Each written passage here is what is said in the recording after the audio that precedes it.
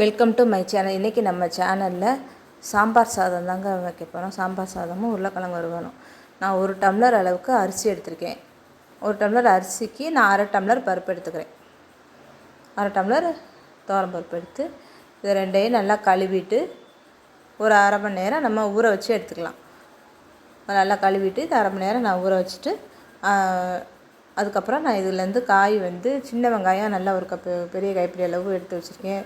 2 பச்சை மிளகாய், தக்காளி, ஒரு குடமிளகா போட்டிருக்கேன். கேரட்டு, உருளைக்கிழங்குன்ற ஒரு காய், வேறு காய் எதுவுமே இல்லைங்க. ஆனால் இதில் கத்திரிக்காய், முருங்கைக்காய், சவுச்சவு, வேறு இந்த சாம்பார் காய், பீன்ஸ், அவரைக்காய், இது மாதிரி எந்த காய் நம்மள்கிட்ட இருக்கோ அது எல்லாமே நம்ம இந்த மாதிரி கட் பண்ணி எடுத்து வச்சிடணும்.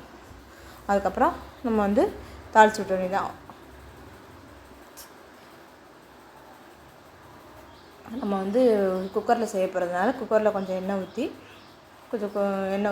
கடுகு உளுந்தம் பருப்பு போட்டு ஒரு கால் ஸ்பூன்லேயும் பாதி அளவுக்கு கொஞ்சம் வெந்தயம்,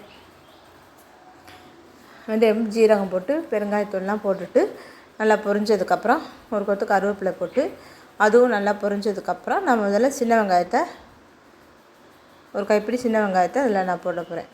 போட்டு வெங்காயம், பச்சை மிளகாலாம் போட்டு நல்லா வதக்கணும். நல்லா வதக்கினதுக்கப்புறம் அதுக்கப்புறம் ஒவ்வொரு காயாக நம்ம எத்தனை காய் நம்ம கட் பண்ணி வச்சுருக்கோமோ எல்லாத்தையும் 1 by 1 அதில் சேர்த்துக்க வேண்டியதுதான். நான் இன்றைக்கி உருளைக்கிழங்கு, கேரட்டு தான் போட்டிருக்கேன், குடமிளகாய் போட்டிருக்கேன்.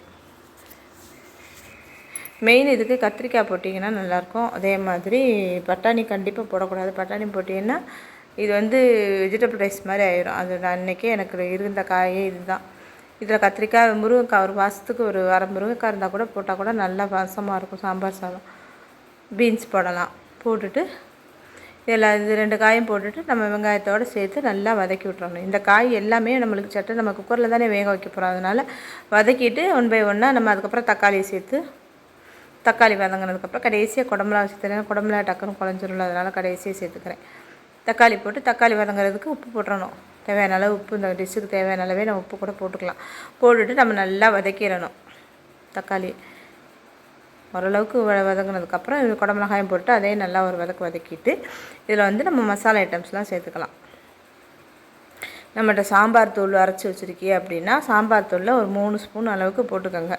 இல்லை தனியாக நம்ம மல்லித்தூள், மிளகாத்தூள் அந்த மாதிரி தான் இருக்குது அப்படின்னா கொஞ்சம் மஞ்சத்தூள் போட்டுட்டு மிளகாத்தூள் ஒரு 1.5 ஸ்பூன் மிளகாத்தூள் போட்டுட்டு ஒரு ஸ்பூன் அளவுக்கு மல்லித்தூள் போட்டால் போதும்.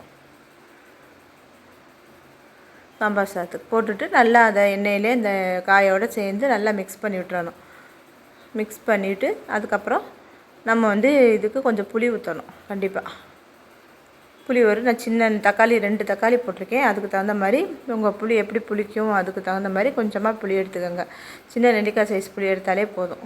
புளியை கரைச்சி நான் அதில் ஊற்றிட்டு அதுக்கப்புறம் நம்ம தேவையான அளவு தண்ணி ஊற்றணும். எப்படி தண்ணி நம்ம மெஷர் பண்ணணும் அப்படின்னா 1.5 டம்ளர் நம்ம அரிசியும் பருப்பு எடுத்துருக்கோமா, அதில் நம்ம இப்போ 6 மடங்கு அளவு தண்ணி ஊற்றணும். பார்த்துக்கோங்க அப்போ எவ்வளோ வருதுன்னு. 1.5 டம்ளர் 1 3 4 5 6 மடங்கு அளவு தண்ணி ஊற்றணும். அந்த அளவுக்கு தண்ணி ஊற்றிட்டு நம்ம அரிசியும் போட்டு நல்லா குக்கரை மூடி 4 விசில் வச்சு எடுத்துக்க போகிறோம். இப்போ இங்கிட்டு நான் உருளைக்கிழங்கு இதுக்கு வறுக்க போகிறேன். உருளைக்கிழங்கு இந்த மாதிரி நீளமாக கட் பண்ணியிருக்கேன். கொஞ்சம் எண்ணெய் ஊற்றி எண்ணெய் காய்ஞ்சதும் கொஞ்சமாக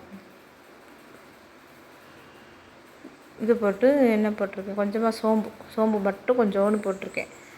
சோம்பு போட்டுட்டு இந்த எண்ணெயிலே ஒரு நல்லா உருளைக்கிழங்கு நல்லா வதக்கிட்டு அதுக்கப்புறம் நம்ம மசாலா கொஞ்சம் மஞ்சள்தூள் போட்டு ஒரு 1.5 ஸ்பூன் அளவு மிளகாத்தூள் போட்டுட்டு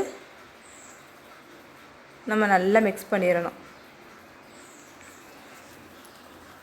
நல்லா மிக்ஸ் பண்ணி அடுப்பை மீடியம் ஃப்ளேமில் வச்சு நம்ம வேக வச்சுக்க வேண்டியது. உருளைக்கிழங்கு சட்டுன்னு வெந்துடும். இந்த மாதிரி சாம்பார் சாதத்துக்கு கொஞ்சம் இந்த மாதிரி சில்லுன்னு இருந்தால் நல்லாயிருக்கும். உருளைக்கிழங்கு, வாழைக்காய், அதோட அப்பளம், வத்தல்லாம் வச்சுருந்தோம்னா அதெல்லாம் நம்ம வறுத்து வச்சு சாப்பிட நல்லாயிருக்கும்.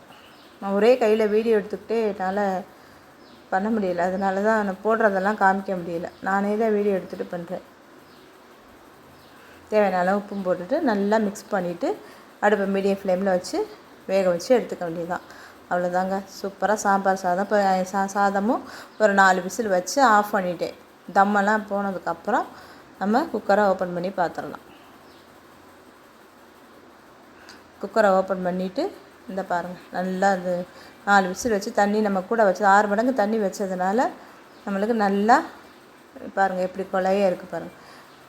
இப்படி இருக்கணும். சாம்பார் சாதம்னாலே கொஞ்சம் ரொம்ப தண்ணி இல்லாமல் இருக்காமல் தண்ணிச்சத்தோட சதன்னு இந்த மாதிரி இருக்கணும், குலைவாக இருக்கணும். அப்போ தான் நல்லா காய் எல்லாமே நல்லா வெந்து வந்திருக்கு. இப்போ இந்த பாருங்கள் நல்லா பாருங்கள் தெரியுதா உங்களுக்கு தண்ணி இருக்கிறது. இப்படி இருக்கணும் சாம்பார் சாதம். இப்படி இருந்தால் தான் சூப்பராக இருக்கும். இதில் என்ன நான் காய்கறிலாம் இன்னும் கூட போட்டதால இன்னும் கலர்ஃபுல்லாக சூப்பராக இருந்திருக்கேன். என்கிட்ட காய் வேறு ஒன்றும் இல்லை, அதனால் நான் இந்த 2-3 காய் மட்டும் தான் போட்டிருக்கேன். நீ நல்லா காய் போட்டு செஞ்சீங்கன்னா உடம்புக்கு அவ்வளோ நல்லது. நம்மளுக்கு வேலையும் சட்டுன்னு முடிஞ்சிடும். இது எவ்வளோ நேரம் சட்டுன்னு செஞ்சிடலாம். காய் மட்டும் கட் பண்ணிட்டா தாளிச்சுடுறதுக்கு எவ்வளோ நேரம் ஆக போகுது, 10 நிமிஷத்தில் வேலை முடிஞ்சிடும். 2 ஸ்பூனு நான் நெய் விட்டுருக்கேன். இந்த ஸ்பூனை கூட நம்ம அதில் போட்டு மிக்ஸ் பண்ணிட்டேன். அதுக்கப்புறம் கரண்டி வச்சு நல்லா மிக்ஸ் பண்ணிவிட்டு நல்லா இன்னொரு கிண்டு அடி கொடுத்து கிண்டிட்டோம்னா சூப்பரான சாம்பார் சாதம் ரெடி. சாம்பார் சாதத்துக்கு உருளைக்கிழங்கு வறுவல். இதே மெத்தடில் நீங்களும் இதே குவான்டிட்டியில் இப்போ ஒரு முறை இது வரைக்கும் சாம்பார் சாதம் செய்யாதவோ இதே குவான்டிட்டியில் செஞ்சு பாருங்கள். இதே குவான்டிட்டியை ஒன்று கூடி குறைய வராத அளவுக்கு ஒரே மாதிரி செஞ்சீங்கன்னா கரெக்டாக வரும். செஞ்சு பார்த்துட்டு